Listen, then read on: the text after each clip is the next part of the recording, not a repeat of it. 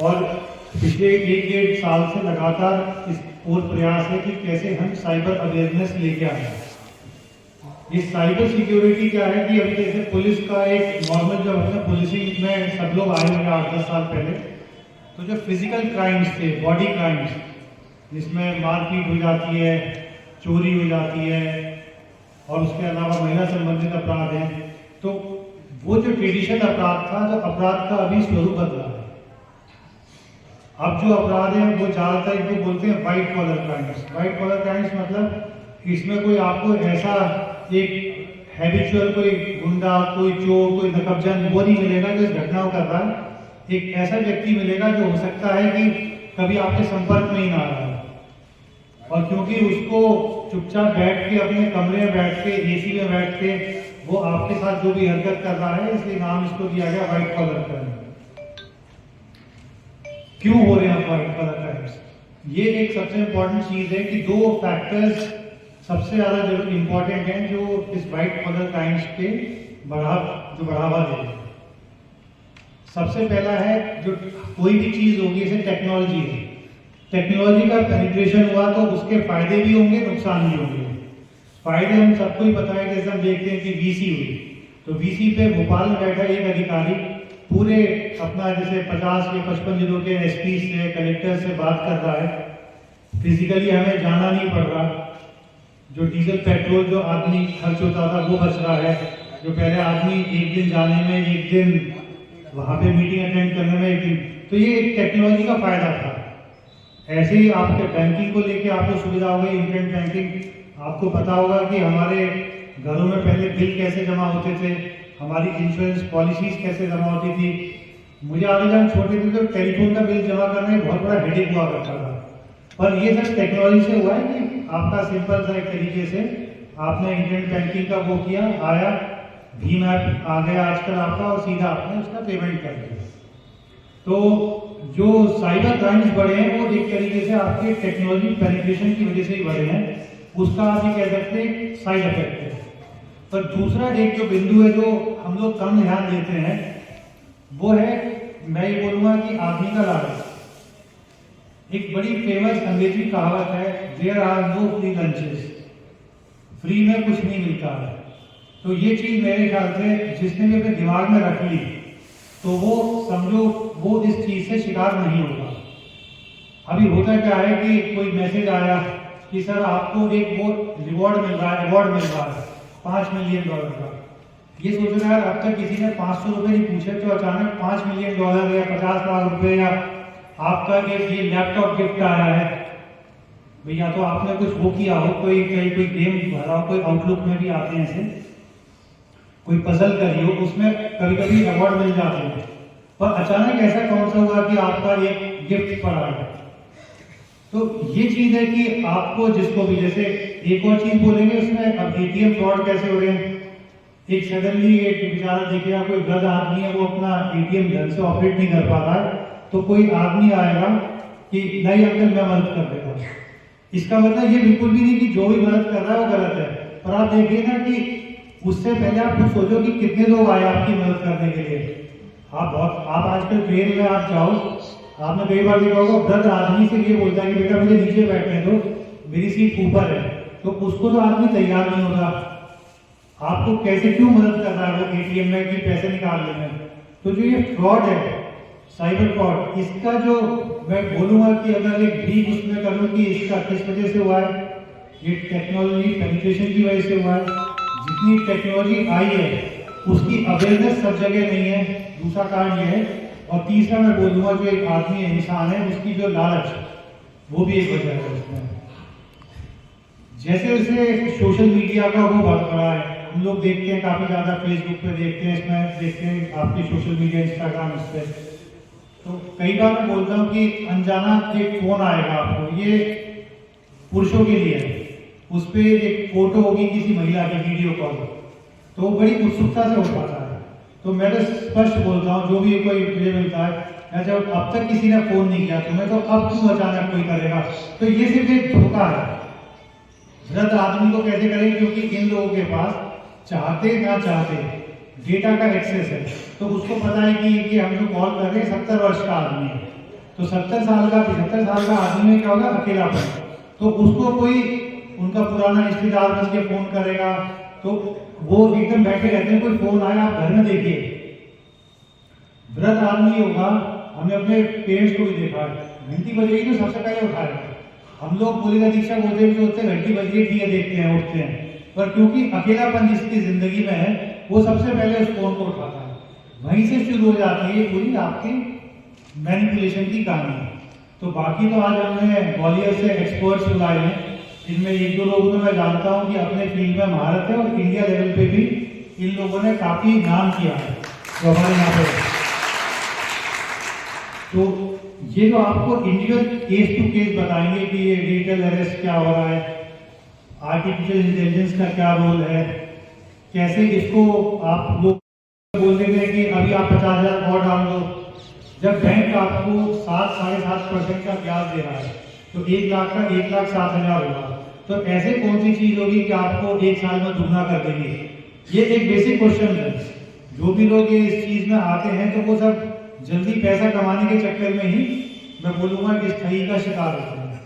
तो पुनः मैं अभी जो हमारी टीम आई है उसका बहुत बहुत धन्यवाद देता हूँ, स्वागत करता हूँ उनको कि वो लोग आए, और मेरे ख्याल से जितने भी यहाँ पे हमारे पुलिस के लोग हैं और बाकी अपने मीडिया के भाई हैं और जो नवयुवा बच्चे हैं, ये लोग इनकी बात को बड़ा ध्यान से सुनना तो है ही है कि पर हम देखिए कितने लोग कर सकते हैं, 200 लोग होंगे, पर इस कार्यक्रम की सफलता तब है अगर एक आदमी इनकी बताई हुई चीजों को 5-5-6 आपकी जो क्लास है, कोई स्टूडेंट्स हैं तो क्लास में डिबेट है तो डिबेट में यही बात करेंगे। तो ये जब तक इस चीज की एक स्टडी नहीं होगी इंफॉर्मेशन की, एक मीडिया ग्रुप है जैसे मैं देख रहा हूँ आजकल ये पत्रिका, उसने साइबर अवेयरनेस पे लगातार एक अभियान से चला रहा है, और सुबह उठ के मैं आजकल वो देखता हूँ कि क्या चल रहा है, कई सारी चीजें ऐसी होती है जो हमें भी नहीं लगती हैं। तो बस इसी को मैं कहूँगा कि आप लोग इसको आराम से सुने इनकी बातों को, ये लोग काफी एक्सपीरियंस्ड हैं, और मैं ये बहुत बड़े उससे कह सकता हूँ कॉन्फिडेंस से कि they are the best in India. India में अगर 25-30 लोग होंगे तो उनमें से हमारे जो ग्वालियर के लोग आए हैं ये उन 25-30 लोगों में से हैं। तो अब मैं अपनी बात को खत्म करता हूँ, धन्यवाद, जय हिंद, जय। के एक्सपर्ट पुष्पेंद्र यादव जी को जोरदार तालियों के साथ उनका स्वागत करेंगे, वो आगे कार्यक्रम की शुरुआत करें और साइबर फ्रॉडिंग के संबंध में।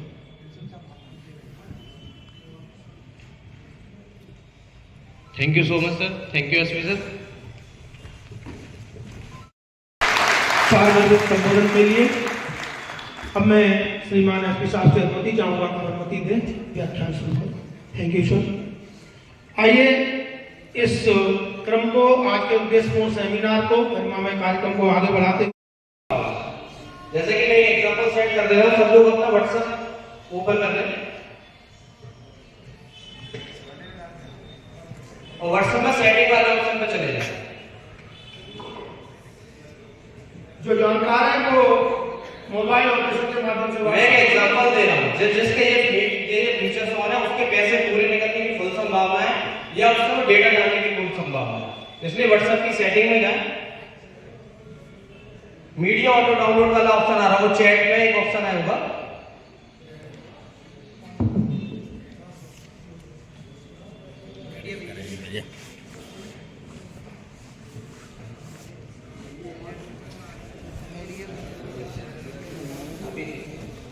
आ गया था वहां ऑटो डाउनलोड का एक ऑप्शन होगा, उसमें चैट में मीडिया ऑटो डाउनलोड का ऑप्शन होगा, वो दिख रहा है सबको?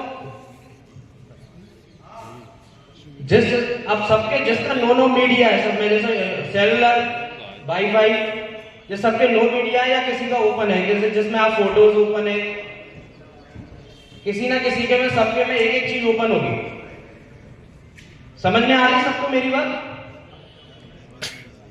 जिसके जो ओपन है उनमें सबके साथ साइबर फ्रॉड होने की पूरी संभावना है। जिससे आजकल क्या चल रहा है, एक नई एपीके फाइल भेजी जा रही है, जो ऑटो डाउनलोड जिनका ऑन है, ऑटो डाउनलोड में जिनका ऑन है वो ऑटोमेटिकली परमिशन ले लेगी, और परमिशन के बाद उनका अगर फोटो, वीडियो एंड अगर अकाउंट से रिलेटेड नया पेज इस टाइप से चल रहा है ना, फेक वेबसाइट के बारे में आप लोगों को पता है कि किस टाइप से हमें फेक वेबसाइट को वेरीफाई करना है कि कौन सी वेबसाइट फेक है, कौन सी जेन्युइन है? जनरली मैं वन वे कम्युनिकेशन नहीं करना चाह रहा, जैसे कि हम एक तरीके से बोलना चाहे आपको आधी चीज समझ में आएगी, आधी ऊपर से निकल जाएगी, ऐसा हम नहीं चाह रहे। हम वन टू वन कम्युनिकेशन करना चाह रहे हैं। अगर आपकी कोई क्वेश्चन है तो उसको भी डायरेक्ट पूछ सकते हैं। अगर मैं कोई क्वेश्चन पूछ रहा हूं तो अगर आपको नहीं समझ में आ रहा तो आपको पूछ सकते हैं। क्या होता है, एक तरीके से कम्युनिकेशन करने से आप एक सेमिनार में बैठे और आपने सुना और निकल गए, लेकिन समझना आपको बहुत जरूरी है। समझोगे नहीं तब तक आपका बचाव होना संभावना नहीं है।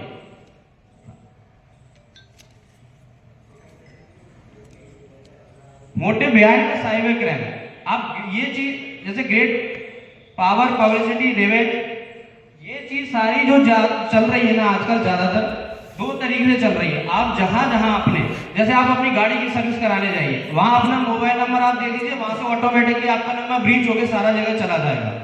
आपकी जीमेल आईडी, आपका डेटा 80% जो एंड्रॉइड फोन यूज कर रहे हैं कुकीज के माध्यम से डेटा ब्रीच हो रहा है। ब्रीच होने के चांसेस या तो आप इलेक्ट्रिक बिल भर रहे हैं वहां से हो रहा है, या आप किसी गाड़ी की सर्विस करा रहे हैं, या कहीं भी डेटा इजीली अप्रोचेबल है फ्रॉस्टर के लिए, वहीं से वो आपको अप्रोच करते हैं। जैसा कि मैंने कभी एग्जांपल दिया, जिसका अगर ऑटो डाउनलोड ऑन है तो उनके साथ फ्रॉड होने की पूर्ण संभावना है। इसमें वो एक फ्रॉस्टर क्या कर रहे हैं आजकल, बल्क में एक पूरा मैसेज भेज रहे हैं, बल्क में जितने मैसेज जा रहे हैं ऑटोमेटिकली, जिनके वो ऑटो डाउनलोड ऑन है उनमें एक ही एपीके फाइल होगी और वो डेटा उसमें एक्सेस लेके ऑटोमेटिकली उससे पैसे निकलने की या आपके फोटोज वीडियो जो भी जाने की संभावना है। साइबर क्राइम वो नहीं कि आपने सोचा कि मेरे पैसे निकल गए, यही साइबर क्राइम है, ये नहीं। ज्यादा जैसे यहाँ बच्चियां बैठी हुई हैं, इनने अपने इंस्टाग्राम पे पब्लिक कर रखा है, जिन ने पब्लिक अकाउंट कर रखा है वहां उनके फोटोज एआई के थ्रू मॉर्फ, जैसे अभी रश्मिका मंदाना के साथ अभी वीडियोस बना था, आपने भी ध्यान दिया होगा।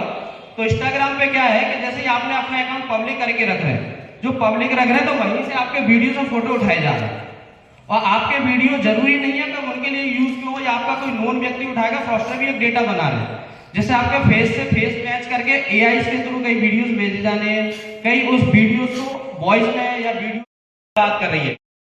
आर्टिफिशियल इंटेलिजेंस का मतलब ये कि आपकी चीजों को, आपके डेटा को किस तरीके से मॉडिफाई करके टेक्निकली रूप से आपके सामने प्रेजेंट किए। जैसे कि एक छोटा सा एक एग्जांपल है, 3 टाइप के फ्रॉड में सारा कवर हो रहा है। जैसे type of cyber crime, financial fraud आपको पता ही है, social media related, social media में ज्यादातर फेसबुक आपकी नया अभी चल रहा है कि फर्जी आईडी बना के मेरे पैसे मांगे जा रहे हैं।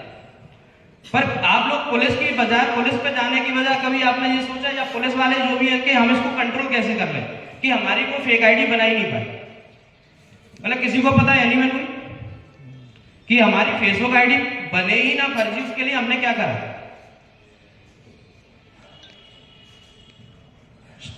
जनरली फर्जी फेसबुक आईडी जब बनती है, जो अपनी फेसबुक आईडी को पब्लिक करके, और उसमें who can see your friend list का एक ऑप्शन आता है, जब तक आप उसको पब्लिक करते रहे, पब्लिक रखेंगे, तब वो आपकी फेक आईडी बनने की पूर्ण संभावना है। इसलिए हमेशा अपनी जो फेसबुक आईडी है, इंस्टाग्राम आईडी है, उसमें who can see your friend list का ऑप्शन को ओनली मी करके रखें हमेशा। जैसे सोशल मीडिया टाइप से फेसबुक, इंस्टाग्राम, व्हाट्सएप तो सबको पता ही है। Tinder, Snapchat, dating app. Dating app का मतलब आप समझ रहे हैं सारे लोग,